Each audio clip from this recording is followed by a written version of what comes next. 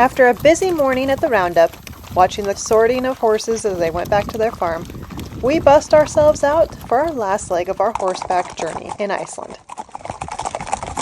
Last night we had been allowed to submit a list of our favorite horses, basically a wish list for our last day of riding in Iceland. And thankfully, I kept notes. I've requested a couple of horses, and I wasn't sure if I was going to get this one. This is Pan. You might remember him from our fancy tolting day when we rode up into the highlands to gather the horses and bring them down to the roundup corral. Now, we were told that those horses, because they'd had a long day, we might not get to ride them, but you could put them on your list anyway. I went ahead and did so. I also included Harpa, my very first horse from this trek, that pretty dun mare. She was very lovely. I did not get her. And my third horse that I put on my list was Gauti, that really pretty Pinto Gruya gelding, and you'll see him a little bit later on in this video. Having fun? Oh yeah, so much fun. Great. But the light is nice. Oh, this one. Wow. Just for you. It's a rough environment to live in. Yeah. Yes. Though the wind was a bit chilly, it was a beautiful day for a ride. The skies were clear, the sun was out, and the views were just unbeatable, especially as we arrived at Lake Hóp. The plan was to ride 2 horses today, so I got to ride Pan for the first leg of what was a planned 30-kilometer ride. Now, as we arrived at a lookout point for Lake Hóp, we were told to dismount. We were going to lead our horses the rest of the way there. I didn't love that. At this point, I wish these horses had better ground manners because I'm afraid this horse is going to come over on me and knock me over. We're on this really steep hill. These horses, they were very, very friendly, which was charming, except for when they knocked you over. They were very prone to rubbing on you and invading your space. And I was looking down at this steep path and I just kept thinking, I think it's safer for me to be on the horse. Genuinely on the horse. Not very coordinated, and if this horse tries to rub on me, like, Pan, I like you, but you might kill me on this descent towards the lake. And if you think I'm being dramatic, just look at this. I mean, the rocks were huge, they were sliding everywhere. They told us that it was safer to get off the horses and walk them, but I was like, excuse me, these are Icelandic horses. They're known for being sure-footed. I'm an American, and I am not known for being sure-footed. I'm really questioning the logic of this right about now. No. Don't do that. When we got to the bottom, I gave Laura a look, and in one look, I knew she felt the same way as me. She was like, I don't think I like that. I really thought that horse was going to knock me over. But fortunately, we had our wits about us, and we had our eyes on the prize. And by prize, I mean the end goal of where we were walking. And, of course, our feisty little horses, who may choose an inopportune time to be friendly.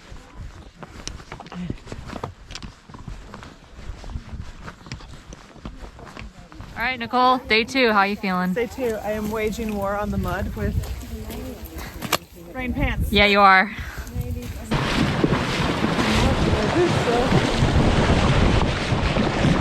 Rain pants, not very effective. But my rain pants are a little short. My rain pants are not really helping me out here. Also today I taped my pants, and so did Laura. Yeah, we did. We're So buddies. Hopefully we don't get wet. Hopefully my pants don't ride up to my knees. No river crossings today. But not to count on it.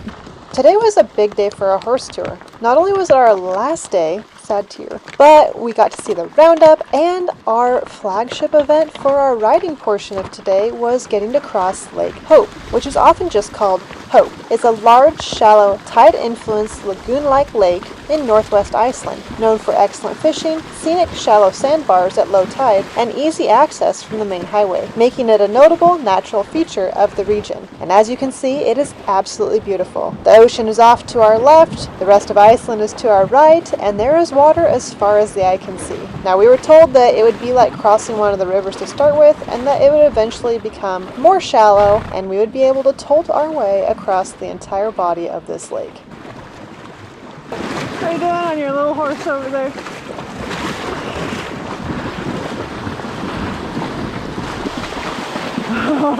This is gonna be splash zone.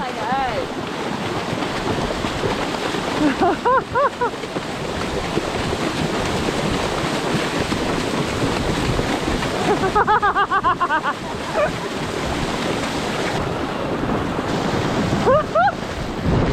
my god! You're just...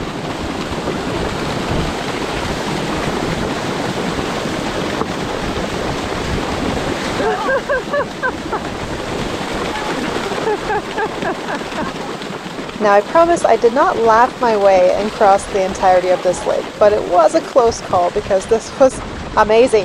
One of my favorite moments from the whole trip. But while we're tolting across Lake Hóp, as it's called, let me tell you a little bit more about it. So Hóp lies in North Iceland, near the town of, I think it's pronounced Blönduós. You know, I think I should be better at pronunciation for Iceland after doing these video blogs, but I still feel just as foreign as I did in the beginning. So anyway, it's located near the town of Blönduós in the Hunafjörður area. That sounds plausible. Hóp is a lagoon-like coastal lake. It's heavily influenced by ocean tides because it lies very close to the sea level. Its surface area fluctuates between about 29 square kilometers and 44 square kilometers, depending on the tide. The lake, as you can see, is quite shallow, with a maximum depth around 9 meters, so about 30 feet. Because of its low elevation and connection to the sea, Hóp's waters can be slightly saline and behave more like a coastal lagoon than a typical inland freshwater lake. At low tide, a long sand reef or sandbar often becomes visible and can stretch far across the lake, so much so that in summer, locals sometimes use it for horse riding across shallow water. Well, it's not summer, but we are using it for just that purpose. The lake and its associated rivers are excellent fishing grounds. You can find Arctic char, brown trout, sea trout, and salmon, which swim through Hóp on their way to spawning rivers. Rivers like the Víðidalstungurétt and the Glyfura that flow into Hóp are especially well regarded for salmon and trout fishing. You may remember them from some of our earlier episodes, particularly the one with 1,000 river crossings. The lake is easy to reach from Iceland's Ring Road, Route 1, via local access roads from near Víðidalstungurétt, probably, making it a good stop on a northern Iceland road trip. Fishing permits are required if you want to fish, and there are several popular spots around the lake. You'll find a fishing hut at Asbjarnarnes, I'm putting it above, that's what I'm going to do, with basic facilities that overlooks the lake. Nearby attractions include scenic areas like the sand bridge at low tide and traditional farms in the surrounding countryside. Apart from fishing, Hóp is a part of the rural landscape of Northwest Iceland and fits well into itineraries exploring Þingeyrar and the surrounding valleys. In some adventure tours, riders cross shallow parts of Hóp on horseback. Woo, that's us! As part of multi-day riding routes through the region. One lonesome rider there!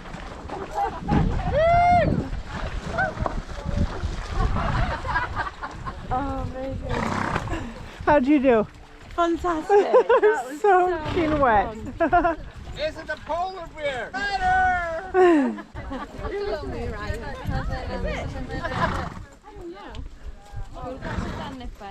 We basically walked the whole way. Same. It was so great. I posted at some point because I was like, sure, why not try that? Yeah.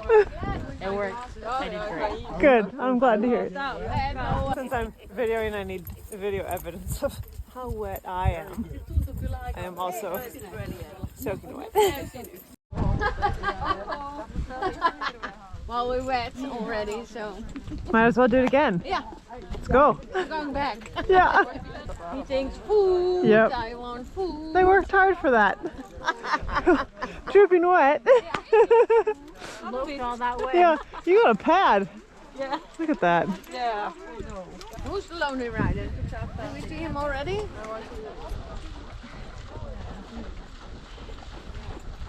I was the almost last one and quite dry. Oh, smart.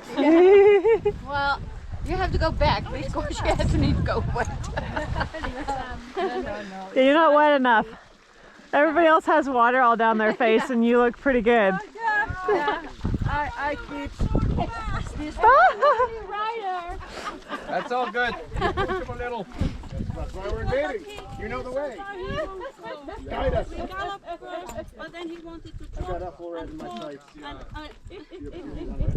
Just try to stay with us in the group. My daughter will maybe be with you in the back also. And then you Are they coming?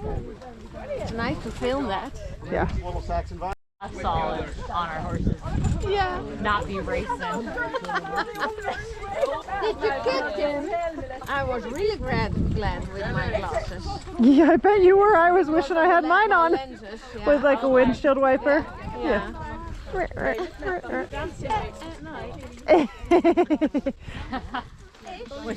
I think there's nothing dry anymore. So. No. That was as cool as I hoped it would be, though. That was so cool. Oh, like black sand right there. That's cool. Oh, look, we're already wet. Why not more water?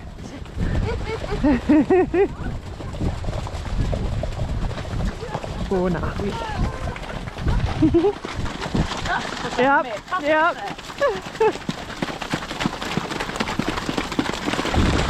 You. I tell you what, I cannot stress how beautiful today was. We spent a lovely morning at the roundup, like I said, and then we came and rode. We rode across Lake Hóp. As you can see, we had a great time with that, except for maybe the one person that got left behind because her horse was just not motivated to stay with the group. I told her I'd chase her. Yeah. This is awfully pretty here. Yeah, I like these tracks. Nice sand, good views, good people, good horses. Lovely ride today, isn't Yes. It's been a favourite ride. I'm so glad to get my favourite horse. Yeah, that's so sweet. He's only a baby, this one apparently. Oh yeah? New one? Worth it. And then from there, we're headed to the plains. So we are kind of trucking along some shallow water crossings. You see this black sand, or at least dark sand. The sky is bright. You can see for forever. It was so beautiful. And what a way to end our horse trek tour. I'm a big advocate for traveling because it is so good for your mental health. It helps lower stress and burnout, improves mood and emotional balance, encourages mindfulness and presence, builds confidence and resilience, boosts creativity and perspective, and it strengthens social connection. Ironically, another thing that's labeled good for mental health is horseback riding, which provides many of the same perks that travel does for your mental well-being. It also reduces stress and anxiety, improves mood through movement and connection, encourages mindfulness and focus, builds confidence and emotional resilience, strengthens mind-body awareness, and fosters connection with animals and nature. So if you ask me, 10 out of 10 recommend that you pair them together, just like we did on our vacation to Iceland, where we rode horses and we traveled to Iceland. Our final ride of the trip was taking us back towards the beginning. So as we were finishing out our ride, we ended up going past Þingeyrar, a place of great historical importance that we saw earlier, and into the Vatnsdæla Valley. Again, I hope I'm saying that right, but forgive my poor Icelandic. Did you ride it before? I did on 2 days ago, I think. Yeah. He was smooth, so I put him on my wish list. He is bigger, yes. Which was nice for the water. Yeah. I feel good. We'll find out when I take my shoes off. You're soaking wet.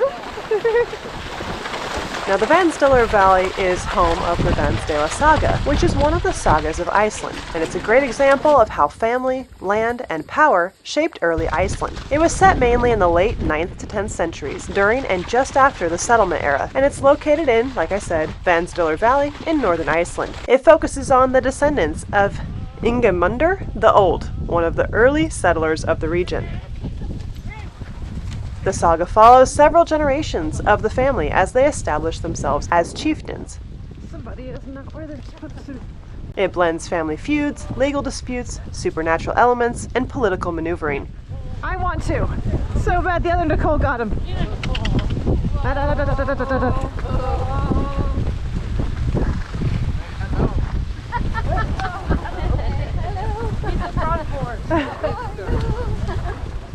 A reoccurring theme is the struggle to maintain honor and power across generations, rather than just heroic individual deeds. I identify as a bridle horse. Thank you very much. And so does that one. It gives insight into regional power dynamics in northern Iceland. It's especially valuable for understanding how chieftain families maintained influence over time. It is less action-heavy than sagas like Njál's Saga, but richer in social and cultural detail.